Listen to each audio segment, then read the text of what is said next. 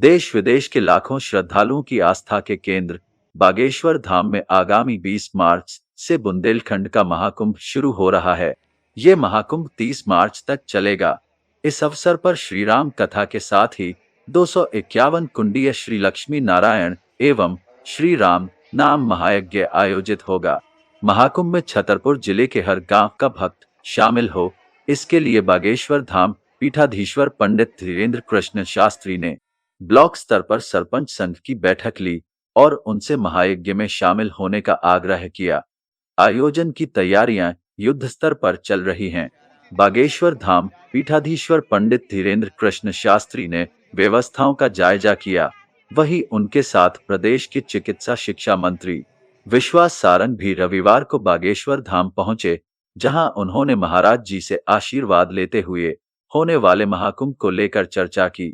छतरपुर विकासखंड के सरपंचों की बैठक ली।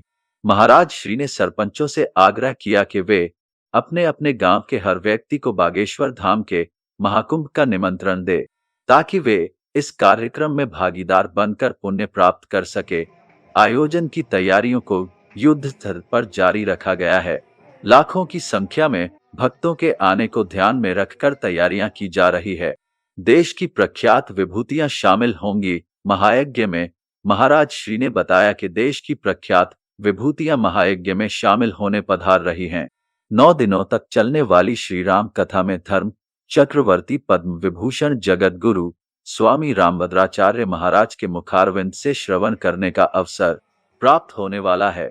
इस महायज्ञ में जगतगुरु द्वाराचार्य मलूक पीठाधीश्वर राजेंद्र दास देवाचार्य महाराज, गोरीलाल कुंज वृंदावन के महंत रसिकाचार्य किशोर दास महाराज, साध्वी दीदी मां रतंभरा, पंडित बालक योगेश्वर दास महाराज, जगतगुरु रामानंदाचार्य वल्लभाचार्य महाराज, योग गुरु स्वामी रामदेव, कल गीता मनीषी स्वामी ज्ञानानंद महाराज, कृष्ण चंद्र ठाकुर जी महाराज, पंडित श्याम सुंदर पाराशर, चिन्मयानंद बापू महाराज, पंडित पुंडरीक गोस्वामी जी, पंडित देवकीनंदन ठाकुर को आने हेतु आमंत्रित किया गया है।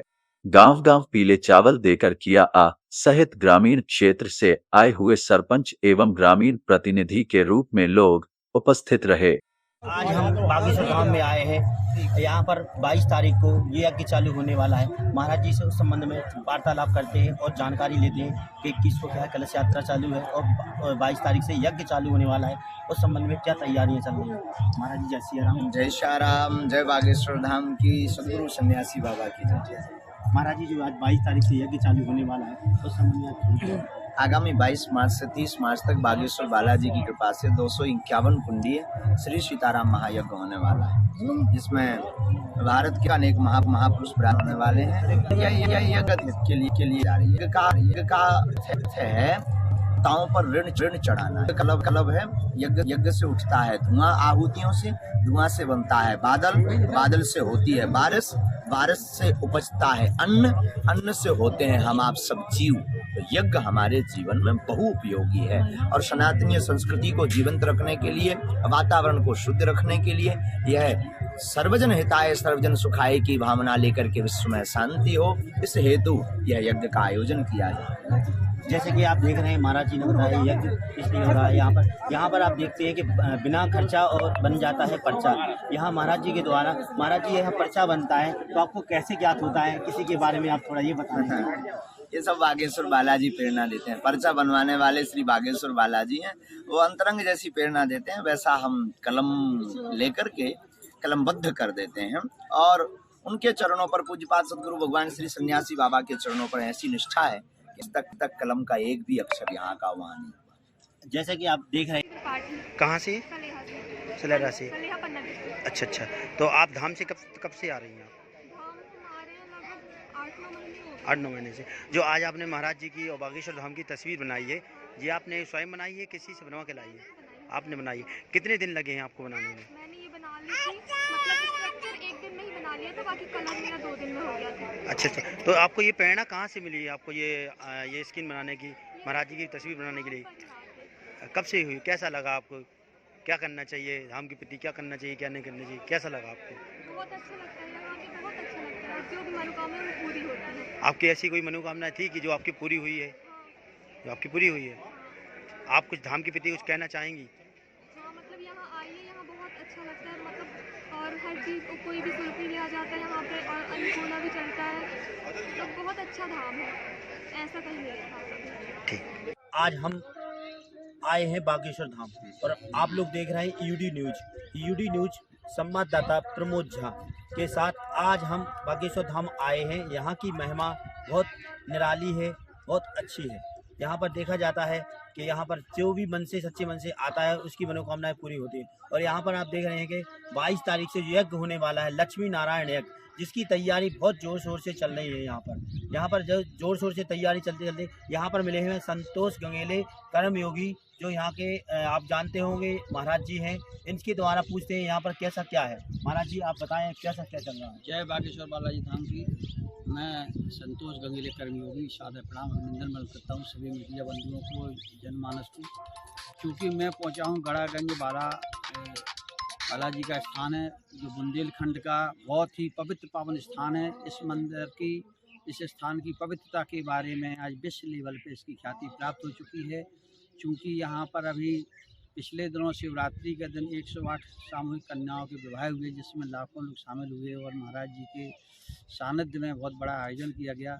अब यहाँ पर 21 मार्च को कलश यात्रा शुभारंभ होगी हमारे बागेश्वर गड़ा जी महाराज जी के नेतृत्व में, और जिसमें संत महात्मा भक्तगण शिष्यगण सभी लोग उपस्थित हो रहे हैं। चूँकि मैं मीडिया से जुड़ा हुआ व्यक्ति हूँ, समाज सेवी भी हूँ और इस स्थान पर लगभग 5 वर्षों से लगातार आता जाता हूँ। मेरे बहुत से प्रमोद जी काम हुए हैं और मैं बालाजी की साक्षात भगवान जी की कृपा मानता हूँ कि मेरा एक न्यायालयीन प्रकट था, वो भी महाराज जी ने आशीर्वाद दिया था कि तुरंत उसमें हमें समाधान मिला। हमारे घर में कुछ ऐसी प्रेत बाधाएँ और परेशानी थी, वो भी तुरंत आराम मिली। और जो भी बागेश्वर धाम आता है, महाराज जी मिलते हैं नहीं मिलते हैं, जो बागेश्वर धाम आते हैं परिक्रमा करते हैं हो जाती है। तो यहाँ पर 251 कुंडीय यज्ञ का शुभारंभ होगा, जिसकी 21 तारीख को गांव में कलश यात्रा होगी।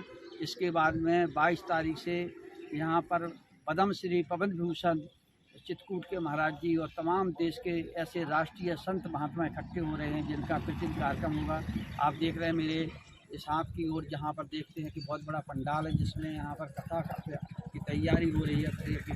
और इस तरफ जो आप देख रहे हैं, यहाँ पर संत महात्मा समागम और श्री रामलीला, राष्ट्रीय कवि सम्मेलन और तमाम संगीत के मार्ग जो अपने अपनी विधा में एक प्रमुख रूप से शामिल हो रहे हैं और देश के, वो यहाँ पर बालाजी को अपनी संगीत की विधा सुनाना चाहते हैं, अपने प्रवचन देना चाहते हैं और अपनी यहाँ पर सेवा दे करके अपने को धन्य मानना चाहते हैं। जैसे कि आपने देखा है कि संतोष गंगेले कर्मयोगी जी के द्वारा बताया गया है यहाँ पर कि काफ़ी